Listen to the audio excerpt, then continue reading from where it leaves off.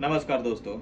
आज हम आपको मिलवाने जा रहे हैं देसी न्यूटन, गांव के साइंटिस्ट और सबसे बड़े वैज्ञानिक से, जिनका नाम है ललन जी। स्वागत है ललन जी। बस इतना ही? इतने बड़े साइंटिस्ट का इतना छोटा सा परिचय? ललन जी, आपकी इतनी तारीफ की और आप कह रहे हैं कि खैर छोड़िए, आप महान है तुम ललन जी। रहने ही दो, तुमसे ना हो पाए, तुम सवाल ही पूछो। वैसे ललन जी, न्यूटन जब साइंटिस्ट बने थे उसके पहले उनके सर पे सेब गिरा था। आपके साथ भी कुछ ऐसी घटना हुई थी क्या? आप साइंटिस्ट बने कैसे? कुछ खास नहीं, एक भाभी थी जो पड़ोस में रहती थी। उनका कपड़ा छत पे सूख रहा था तो मैंने सोचा चलो उनका कपड़ा उतार के दे आता हूँ। जब मैं कपड़ा उतार रहा था ना, तभी मेरा हाथ बिजली के नंगे तार पे चला गया और तभी मुझे इतना जोर से करंट लगा ना कि आपको क्या ही बताएं। तभी मेरे दिमाग की बत्ती जली कि भौतिक विज्ञान भी कोई चीज होती है। अच्छा, आप एक बात बताइए, आपको पड़ोस की भाभी की इतनी चिंता क्यों? अरे, मैं तो उन्हीं की वजह से साइंटिस्ट बना हूँ और ये सब बातें यहाँ पे मैं नहीं कर सकता ना। यार, एक कुछ ना कुछ तो बात है। आप बकचोदी मत करिए। बकचोदी मैं कर रहा हूँ या आप कर रहे हैं? खैर छोड़िए।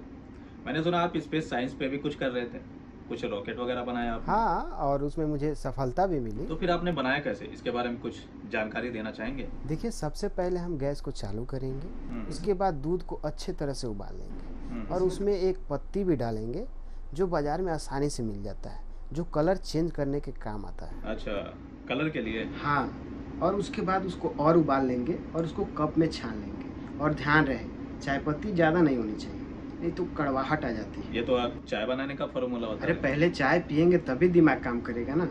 आप भी पियेंगे क्या? नहीं, मुझे नहीं पीना। कोई बात नहीं, मेरे लिए मंगा अरे, कोई चाय ला के दो इन्हें।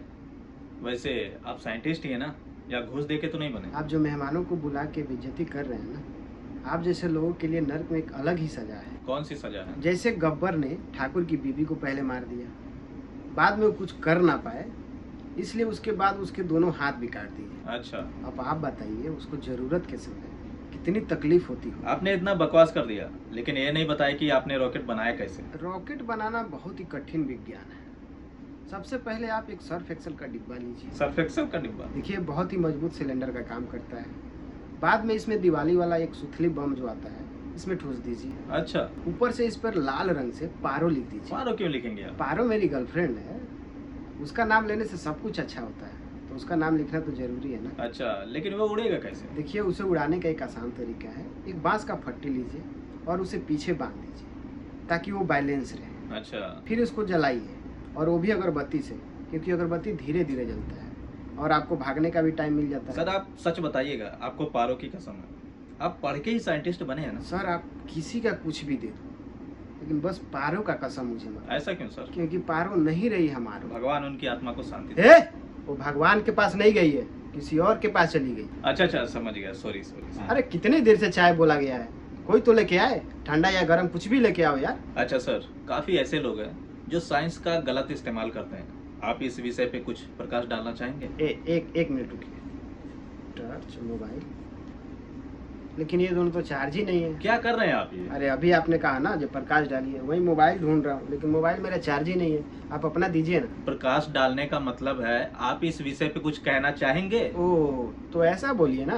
देखिए, गलत इस्तेमाल तो बहुत होता है। जैसे? अच्छा, आप कभी ट्रेन में सफर किए हैं? काफी बार किया है। क्या लगता है आपको, आपको ट्रेन लेके जाती है? जब ट्रेन की टिकट कटवाएंगे तो ट्रेन ही लेके जाएगा ना। यही तो आपको बेवकूफ बनाया जाता है। यही होता है साइंस का गलत इस्तेमाल। वो कैसे? अच्छा, ये बताइए, आपको मुंबई से पटना जाने में कितना समय लगता है? 25-26 घंटे के आसपास लगता है। आपको क्या लगता है ट्रेन इतना स्लो चलती होगी? जैसे मैं आपको एक उदाहरण देता हूँ, यही दूरी जापान में आपको 2 घंटे में लोग तय करते हैं। अच्छा और अपने यहाँ 25 से 26 घंटे लगते हैं। यही होता है साइंस का खेल। अच्छा, वो कैसे? थोड़ा समझाएंगे? देखिए, आप ट्रेन में बैठते तो जरूर हैं, लेकिन उसके बाद आपको बेहोश कर दिया जाता है। ओह, और बेहोश करने के बाद आपको ट्रेन से उतार के बैलगाड़ी में बैठा दिया जाता है और आपको बैलगाड़ी से धीरे धीरे वहां तक पहुंचाया जाता है। अच्छा। फिर उसके बाद आपको उठा के ट्रेन में बैठा दिया जाता है। फिर आप जब होश में आते हैं तब आपको ट्रेन से उतारा जाता है। अच्छा, इसलिए इतना समय लगता है? और क्या, ये सब आपको कैसे पता चला? क्योंकि मैं बेहोश नहीं हुआ था, इसलिए मुझे सब पता है। अच्छा, जब वो लोग ट्रेन से उतार के मुझे बैलगाड़ी में बैठा रहे थे तब भी मेरा आँख खुल गया, लेकिन उन लोगों ने मुझे पारो की कसम दे दी थी, ओह, इसलिए मुझे मजबूर होकर बैलगाड़ी से आना पड़ा। अच्छा। लेकिन जो ट्रेन हमें चलते हुए महसूस होती है, जो हमें व्यू दिखता है, और जो टीटी वगैरह आते हैं, वो सब? वो तो आपके सामने प्रोजेक्टर चलाया जाता है। अच्छा, एक बात बताइए, आप किसी अच्छे डॉक्टर को जानते हैं क्या? नहीं। मैं आपको एक नंबर देता हूँ डॉक्टर चाटूलाल का। आप उनसे संपर्क कर लीजिएगा। वो क्यों? वो आप डॉक्टर से मिलेंगे, समझ जाएंगे। आप वहाँ पे जाइएगा, उनसे बात कीजिएगा, फिर वहाँ से आने के बाद कुछ खोजबीन मत कीजिएगा, आराम कीजिए। ओके, नमस्कार।